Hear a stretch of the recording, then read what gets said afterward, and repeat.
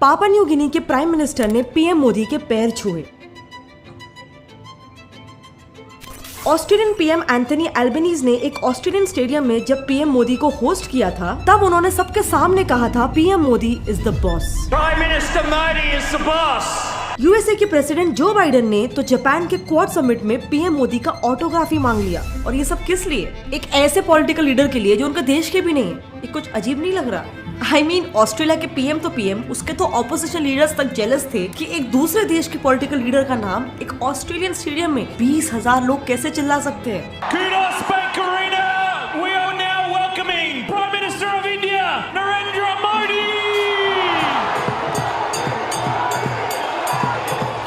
अब इसको बहुत सारे लोग शायद मोदी जी का करिश्मा कहे, बट एक famous German sociologist max weber ने अपने करिश्मेटिक लीडरशिप थ्योरी में कहा था उसके बिहेवियरल अपीयरेंस से तो आता है, पर ओरिजिनली वो सोशियोलॉजी और पॉलिटिक्स से भी काफी ज्यादा मोटिवेटेड होता है। बस इसी का आज हम डिटेल में स्टडी करेंगे कि क्यों और कैसे हमारे Indian prime minister Narendra Modi आज पूरे वर्ल्ड के फेवरेट लीडर बन चुके हैं। हम मेजरली 4 चीजों पे बात करेंगे: vote bank politics, Jio politics, personality and decision making. अगर हम वोट बैंक पॉलिटिक्स की बात करें तो पिछले सिर्फ 10 सालों में ही ऑस्ट्रेलिया में इंडियंस की पॉपुलेशन डबल होकर उनके टोटल पॉपुलेशन का 3% बन चुकी है। जबकि इतना रिप्रेजेंटेशन तो आज इंडिया में भी 3rd और 4th लार्जेस्ट ग्रुप्स क्रिश्चियंस और सिख्स का भी नहीं है। नो वंडर लास्ट इलेक्शन के वक्त इन इंडियन वोटर्स को जीतने के लिए ex Australian PM Scott Morrison Instagram पर मद्रास करी के साथ सेल्फी पोस्ट कर रहे थे। वहीं पे current Australian PM Anthony Albanese हिंदू देवी देवता की आरती करते हुए नजर आ रहे थे। इसका नतीजा ऐसा निकला कि एक्चुअल इलेक्शन से पहले होने वाले एग्जिट पोल सर्वे में जिस कैंडिडेट को 40% इंडियंस ने वोट किया था, वही कैंडिडेट फाइनली इलेक्शन भी जीता। सेम हुआ 2020 में यूएस के साथ।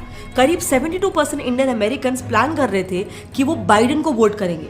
And guess who is their president now? So just imagine कि जब ऑस्ट्रेलिया, यूएस और ऐसे ही बाकी डेवलप्ड नेशंस में इंडियन डायस्पोरा को एक डिसाइसिव पोजीशन में देखा जाएगा, तो दुनिया भर के 150 से ज्यादा डेवलपिंग नेशंस के सामने इंडिया और इंडियन पीएम की किस तरीके की ग्लोबल इमेज पोर्ट्रे होगी। बस यही आ जाता है मोदी पॉपुलैरिटी के पीछे सेकेंड रीजन, जियोपॉलिटिक्स। हाल ही में पैसिफिक नेशन पापा न्यू गिनी के पीएम ने पीएम मोदी को ग्लोबल साउथ के देशों का लीडर कहा था। उनके हिसाब से दुनिया के ऑलमोस्ट सभी डेवलप्ड देश नॉर्थ अमेरिका, यूरोप और नॉर्दर्न एशिया में स्थित है। एंड वो सिर्फ नॉर्थ के प्रॉब्लम्स की ही बात करते हैं, जबकि मैक्सिमम प्रॉब्लम्स को सहने वाली डेवलपिंग वर्ल्ड तो साउथ में बसती है। ऑल्सो काफी ईयर्स तक इस ब्लू ग्लोबल नॉर्थ ने कॉलोनीज बनाकर रेड ग्लोबल साउथ को एक्सप्लॉइट भी किया है। इसीलिए इस सब को मद्देनजर रखते हुए हाल ही में ग्लोबल साउथ के 14 पैसिफिक आइलैंड देश जैसे कि cook island, Fiji, Kiribati, Marshall Islands, पापा न्यू गिनी, टोंगा, ये सारे देश ग्लोबल साउथ के एक ब्राइट स्पॉट यानी कि इंडिया को अपना लीडर बनाना चाहते हैं। एंड इसीलिए आपने देखा होगा कि उनके प्राइम मिनिस्टर ने मोदी जी के पैर भी छुए थे। But of course international relations में there are no permanent friends,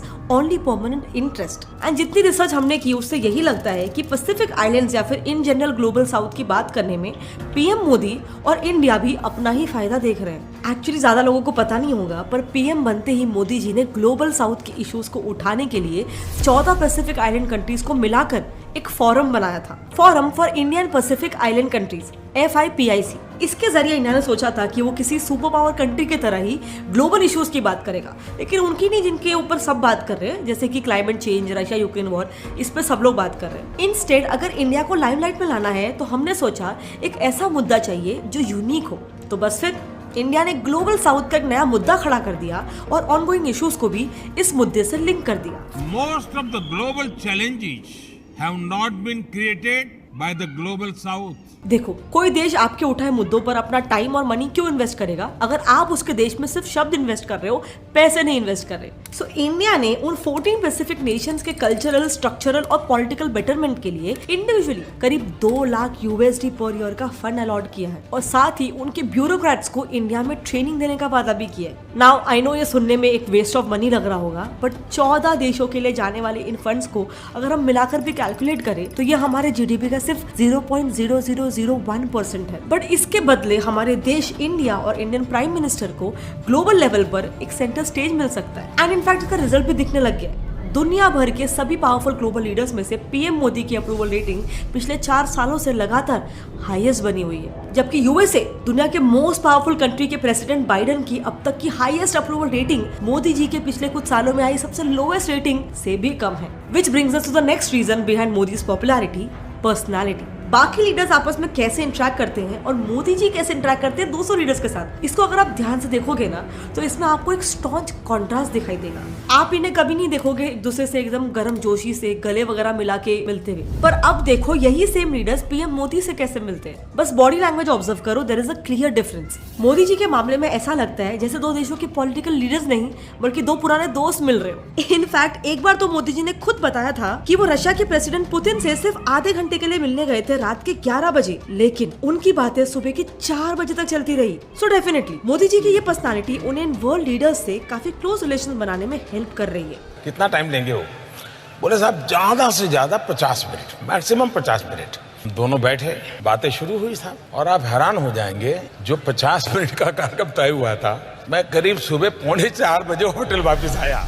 but of course as I said earlier, ये सब कुछ पॉलिटिक्स है, क्योंकि जब पीएम मोदी वर्ल्ड स्टेज पर बाकी पावरफुल ग्लोबल लीडर्स से जब इस तरीके से मिलते हैं तो इससे इंडिया को दो चीजें हासिल होती। पहले तो पीएम मोदी उनके यूनिक स्टाइल के कारण लीडर्स के बीच अलग से हाईलाइट हो जाते हैं और चारों तरफ उनकी चर्चा होने लग जाती है। एंड दूसरा, इंडिया की इन हाउस पॉपुलेशन को बड़े देशों के साथ बराबरी का एहसास होता है। अब पीएम मोदी की जो पर्सनालिटी है, इसका इंडियन ऑब्जेक्टिव्स को फुलफिल करने में कितना बड़ा रोल प्ले होता है, क्या फायदा होता है कि नहीं फायदा होता है, वो डायरेक्शन में हम नहीं जा रहे। बट हाँ, इतना जरूर है कि इससे एटलीस्ट वो ग्लोबली न्यूज में बने रहते हैं एंड उनके रिलेशंस बाकी लीडर्स के साथ कंपैरेटिवली अच्छे हो जाते हैं। अब आते हैं लास्ट रीजन पे, which is Modi ji strong decision making. ये पॉइंट पे तो स्पेसिफिकली हम ये बिल्कुल बात नहीं कर रहे कि ये जो डिसीजंस उन्होंने लिए हैं वो सही थे या गलत थे। हम सिर्फ ये बोल रहे हैं कि उन्होंने काफी डिफिकल्ट सिचुएशंस में डिसीजन लिया, जो अपने आप में ही दूसरे देशों के लीडर्स के साथ रिलेशंस बिल्ड करने में बहुत इंपॉर्टेंट होता है। सो देखो, 2017 में प्राइम मिनिस्टर मोदी वो पहले इंडियन पीएम बनते हैं जो इजराइल का दौरा करके आते हैं, यानी उसको विजिट करके आते हैं प्रॉपर्ली। इससे पहले अरब नेशंस की नाराजगी से बचने के लिए किसी इंडियन पीएम ने ऐसा नहीं किया था। देन उसी साल जब इजराइल यूएस के सपोर्ट से जेरूसलम को अपना कैपिटल बनाने का यूएन में प्रपोजल रखता है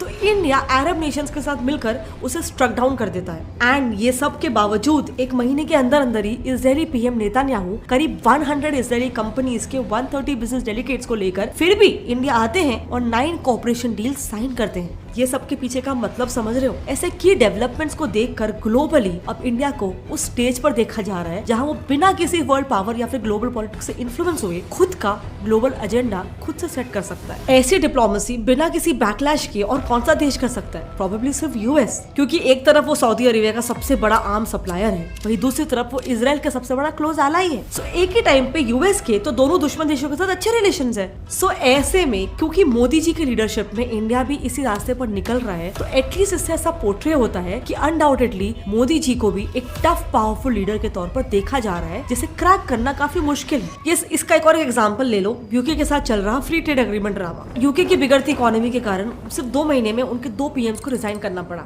ऐसे कंडीशन में इंडिया के साथ free trade agreement British economy के लिए एक लाइफ सेवर बन सकता था, लेकिन 2020 में ही ऑलमोस्ट फाइनल हो चुकी डील पर पहले तो यूके की होम सेक्रेटरी सुवेला ब्रेवरमैन ने पानी फेर दिया यूके में बढ़ते इंडियन इमिग्रेशन को लेकर इंडियन गवर्नमेंट पर सवाल उठा के। और उसके बाद जैसे ही मामला हल्का सा ठंडा हुआ था तो वहाँ की इंडियन एम्बेसी पर खालिस्तानी अटैक और उस पर यूके पुलिस के ठंडे रिस्पॉन्स ने एफटीए को पूरी तरह से आईसीयू में पहुंचा दिया। ये खालिस्तानी अटैक पे तो आपको याद होगा कि वहां पर जब अटैक किया था तो और यूके ने कोई रिस्पांस नहीं दिया था तो इंडिया ने भी इंडिया में जो यूके की एम्बेसी थी वहां से सिक्योरिटी को कम कर दिया था, मतलब बेसिकली जैसे को तैसा, वो भी यूके के साथ। So India under PM Modi is clear कि ये बड़े देशों का handshake with one hand and knife with the other hand, ये वाला एटीट्यूड नहीं चलने वाला है। इनफैक्ट बड़े देश ही क्या, इंडियन गवर्नमेंट ने अब ये इन जनरल भी काफी क्लियर कर दिया है कि नेशनल प्राइड, नेशनल इंटरेस्ट और नेशनल सिक्योरिटी के साथ अब बिल्कुल भी कोई भी कॉम्प्रोमाइज नहीं चलने वाला है। ये पुलवामा के बाद भी सेव हुआ था। 2019 में पुलवामा अटैक के बाद इंडियन गवर्नमेंट अपने एक्शन को लेकर काफी क्लियर थी। तो ये मोदी है,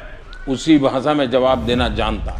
आतंकवाद भी करें और शांति की भी बात करें, ये थोड़ी चलेगा। लेकिन ये सब कुछ एक फुल प्रूफ स्ट्रैटेजी के तहत किया गया था। इस अटैक के दूसरे ही दिन इंडिया ने तुरंत 25 देशों को पाकिस्तानी इन्वॉल्वमेंट के क्लियर एविडेंसेस दिए ताकि इसके बाद जो इंडिया एक्शन लेगा वो एक्शन लेजिटिमाइज हो सके। इसके बाद जब इंडिया ने एयर स्ट्राइक्स किए तो अगेन 12 देशों के साथ ऑपरेशंस के डिटेल्स शेयर किए गए ताकि सिविलियन कैजुअलिटीज नहीं हुई है इसके प्रूफ सबके सामने आ सके। सो ये मास्टर स्ट्रैटेजी से इंडिया ने पहले तो बताकर मारा और दूसरा उसने टेररिज्म के अगेंस्ट अपनी कैपेबिलिटी दिखा दी, क्योंकि इससे पहले हमेशा इंडिया टेररिज्म से सिर्फ कॉम्प्रोमाइज ही करता आया था। जैसे 1989 में टेररिस्ट को छोड़ देना क्योंकि उनके साथियों ने एलिजिडली उस वक्त के होम मिनिस्टर मुफ्ती मोहम्मद सैयद की बेटी रुबैया सैयद को किडनैप कर लिया था। अब मैं यहाँ पे एलिजिडली इसलिए कह रही हूँ क्योंकि रुबैया ने कश्मीरी पंडित्स को मारने वाले यासीन मलिक को अपना एब्डक्टर को आइडेंटिफाई कर लिया था, पर इसके बावजूद रुबैया की ही बहन और एक्स जम्मू एंड कश्मीर की सीएम महबूबा मुफ्ती खुद यासीन मलिक को हाल ही में प्रोटेक्ट करने की कोशिश कर रही थी। खैर, मामला जो भी हो, अब इंडियन लीडरशिप ने टेररिज्म को टॉलरेट करने से सीधा मना कर दिया है। इसीलिए मणिपुर में भी मारे गए इंडियन सोल्जर्स का बदला लेने के लिए म्यांमार में ऑपरेशन हॉट परस्यूट चलाकर टेररिस्ट का सफाया किया गया। इन सब एक्शन से 21वीं सेंचुरी में इंडिया की एक ऐसी इमेज बनती है